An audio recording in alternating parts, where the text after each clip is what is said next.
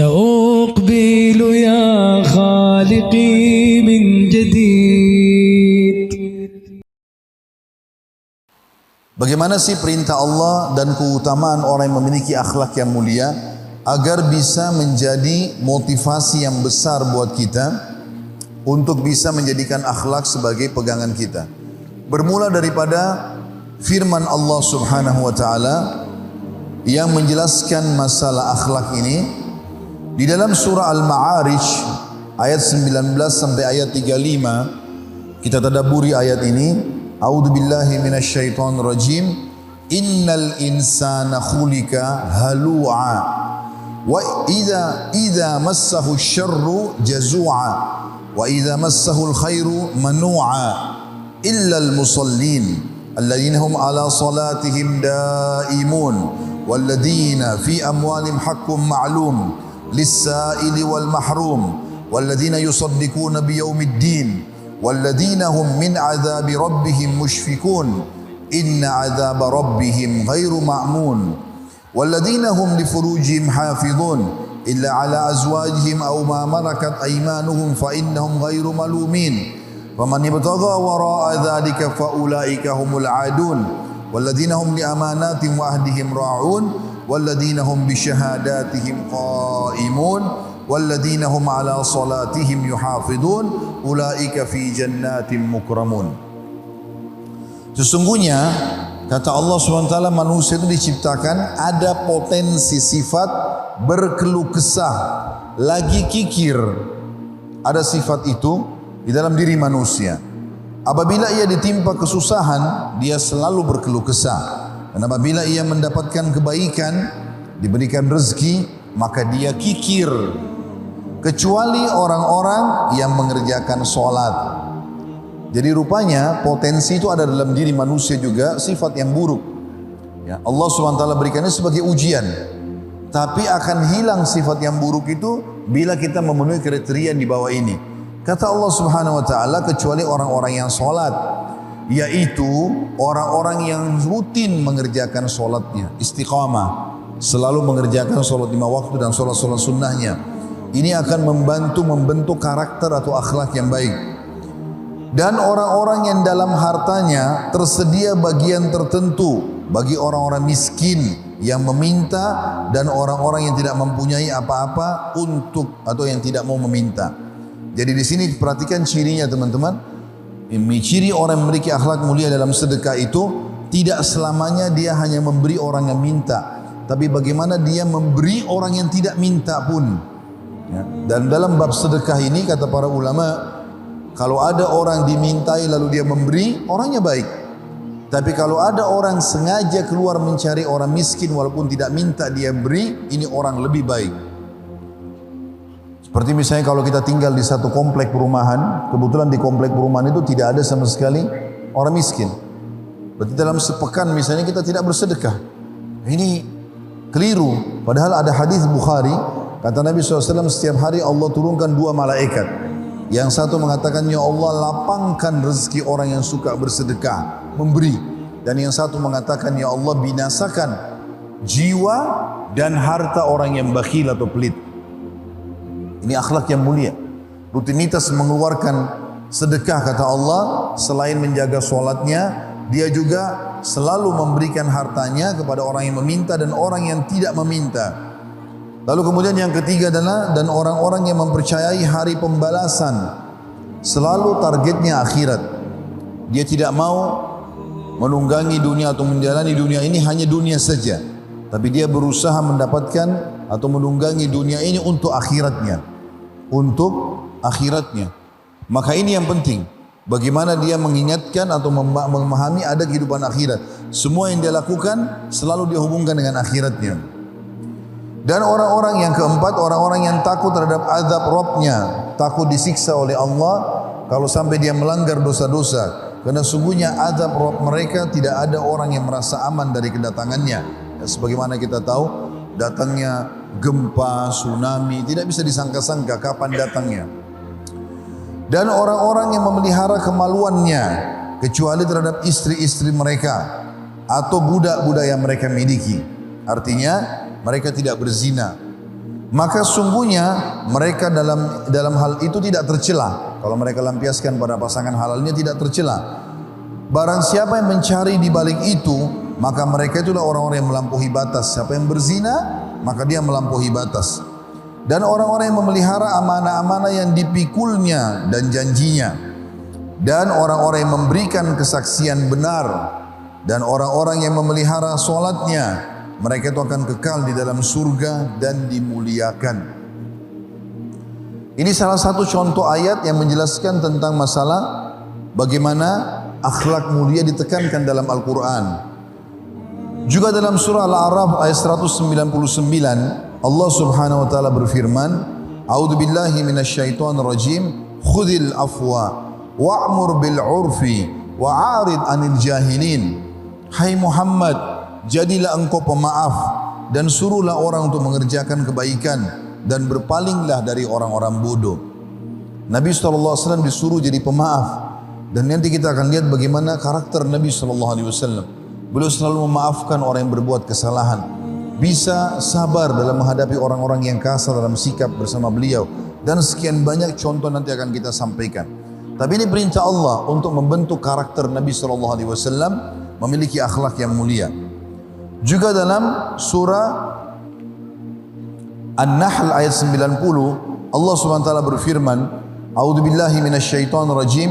Inna Allah ya'muru bil adli wal ihsani wa ita'i dzil qurba wa yanha 'anil fahsya'i wal munkari wal baghi ya'idukum la'allakum tadhakkarun.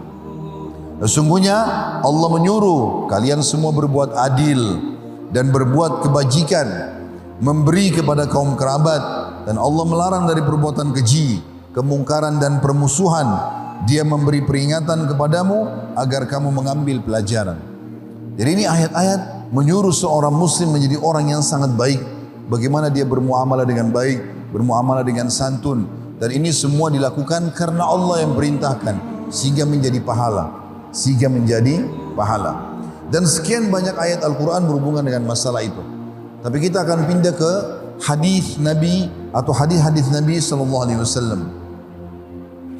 Yang pertama teman-teman yang kita ingin sampaikan yang menyempurnakan ayat tadi adalah sabda Nabi SAW di dalam hadis yang sahih diriwayatkan Tirmidzi dan juga Abu Daud.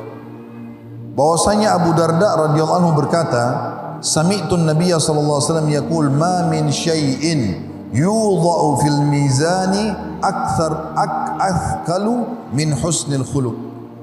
Ketahuilah, tidak ada sesuatu apapun dari amal yang disimpan di timbangan yang lebih berat daripada akhlak yang baik. Jadi ternyata memiliki karakter yang baik itu teman-teman adalah amal ibadah yang paling berat timbangannya hari kiamat. Yang banyak orang lalaikan, ternyata itu adalah pemberat amal soleh paling besar di hari kiamat. Juga dalam hadis yang lain, hadis ini diriwayatkan dengan sanad hasan oleh Tirmidzi. Kata Nabi SAW, atau ditanya Abu Hurairah, Su'ila Rasulullah SAW aktsari ma yudkhilun nasul jannah. Telah ditanya kepada baginda Nabi SAW, apa sih yang paling banyak membawa orang masuk ke dalam surga? Maka Nabi SAW menjawab, taqwallahi wa husnal khuluq. Taqwallah wa husnal khuluq. Bertakwa kepada Allah, patuh apa yang Allah perintahkan kerjakan, apa yang Allah larang dijauhi. Wa husnal khuluq, dan akhlak yang baik. Jadi di sini kita lihat bagaimana akhlak dipartnerkan dengan ketakwaan kepada Allah Subhanahu wa taala, dan dia menjadi poin yang sangat penting di dalam hidup seorang muslim. Bahkan teman-teman sekalian, sebagaimana tadi sudah kita jelaskan hadis tentang seorang wanita, kapan seseorang memiliki karakter-karakter yang baik, akhlak-akhlak yang mulia, budi pekerti yang santun, maka dia bisa mendapatkan derajat orang-orang yang beribadah banyak, baik sholat maupun puasa yang dikerjakan. Sebagaimana dalam hadis yang sahih riwayat Abu Daud, dikatakan oleh Aisyah radhiyallahu anha, sami'tu Rasulullah sallallahu alaihi wasallam yaqul, Aisyah berkata radhiyallahu anha, aku mendengarkan Rasulullah SAW bersabda, innal mu'mina la yudriku bi husni khuluqi darajatas sha'imil qa'im. Ketahuilah bahwasanya orang yang memiliki akhlak yang mulia itu pada hari kiamat akan diberikan derajat-derajat di surga yang telah dijangkau oleh orang yang rutin puasa setiap hari dan sholat malam setiap malam. Juga dikatakan dalam hadis yang lain, orang yang akan paling dekat kedudukannya dengan Nabi SAW, artinya istananya dekat dengan Nabi SAW di surga, sementara kita tahu istana Nabi SAW tertinggi di surga, adalah orang yang paling baik akhlaknya. Hadis sahih riwayat Tirmidzi dikatakan bahwasanya Nabi SAW bersabda, inna min ahabbikum ilayya wa akrabikum minni majlisan yaumal qiyamah ahasinukum akhlaqa. Ketahuilah, kata Nabi SAW, sungguhnya orang yang paling aku cintai di antara kalian. Walaupun Nabi SAW sudah meninggal, tapi Nabi akan mencintai dia.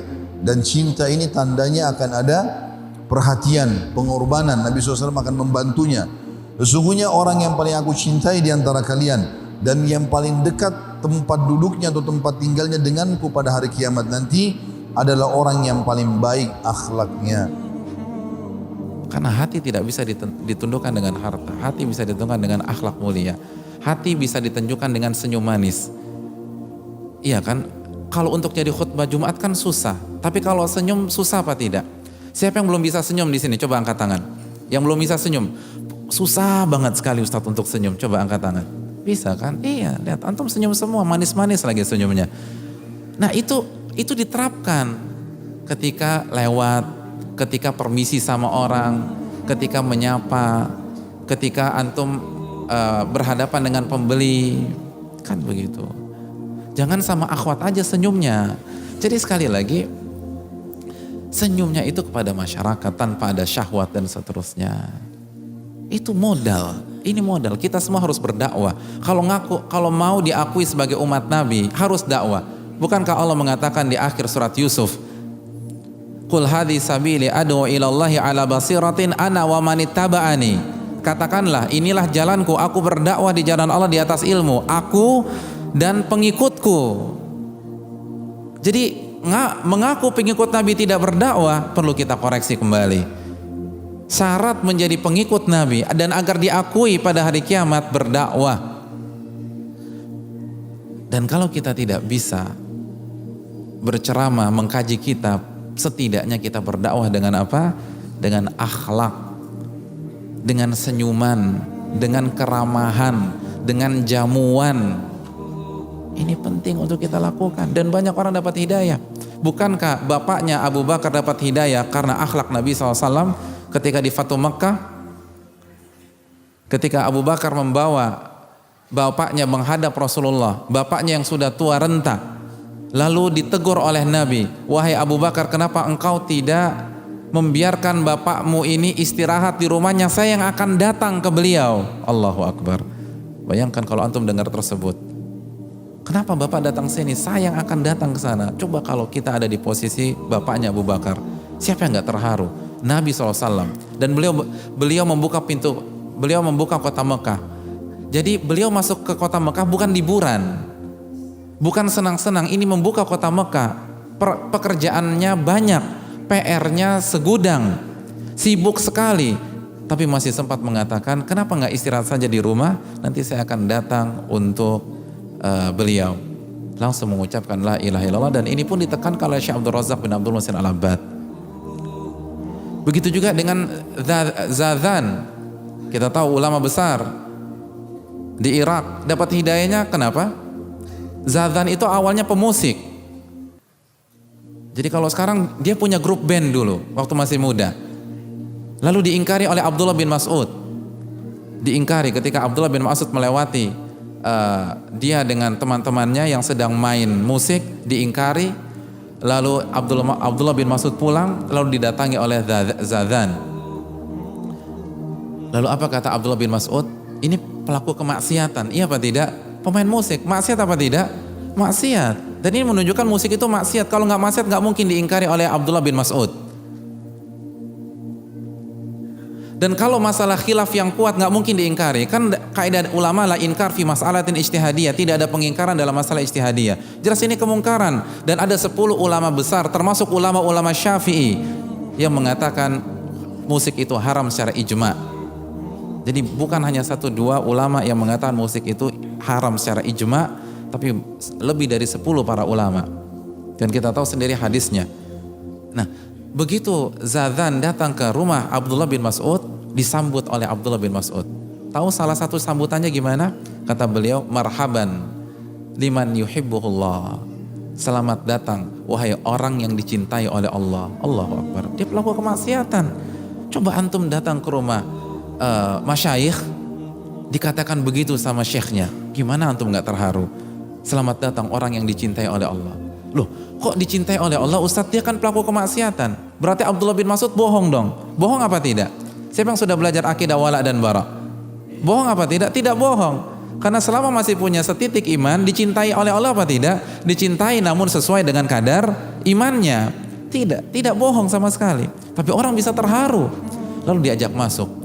Lalu Abdullah bin Mas'ud membawa kurma dari dapur. Lalu disediakan kepada beliau. Lalu kata Abdullah bin Mas'ud, kalau aku masih punya makanan lain selain kurma ini, aku berikan semua kepada engkau. Subhanallah. Jadi kalau bahasa sekarang, kalau kulkasku masih ada isinya, aku keluarkan semua untuk antum. Gimana antum gak terharu? Ini Abdullah bin Mas'ud, orang paling fakih dulu pada saat itu di Irak. Langsung taubat pada saat itu juga. Dan akhirnya jadi ulama besar, dan biografinya diceritakan oleh Imam Al-Dhahabi dalam Syiar A'lamin Nubala. Jadi bukan di kajian tobatnya, di jamu. Jadi bisa jadi ketika antum jamu tamu tersebut, dia dapat hidayah dan antum dapat pahalanya. Oleh karena itu hadirin yang dirahmati oleh Allah Subhanahu wa taala, akhlak adalah media dakwah dan antum harus berdakwah.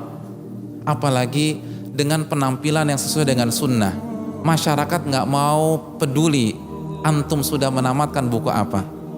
Kan begitu. Misalnya sudah jenggotan, sudah cingkrang, sudah. Ini ahlus sunnah, ini salafi. Bahkan bisa jadi ini ustadznya kali. Bisa jadi jenggot jamaahnya lebih panjang daripada jenggot ustadznya. Iya apa tidak? Iya. Dan antum tahu sendiri kan begitu. Jadi antum ini perwakilan. Ketika antum salah, bukan antum saja yang disalahkan. Manhaj antum pun disalahkan. Itu tuh gara-gara ngajinya sesat tuh. Ustadznya siapa sih? Ustadznya kena lagi. Kan begitu.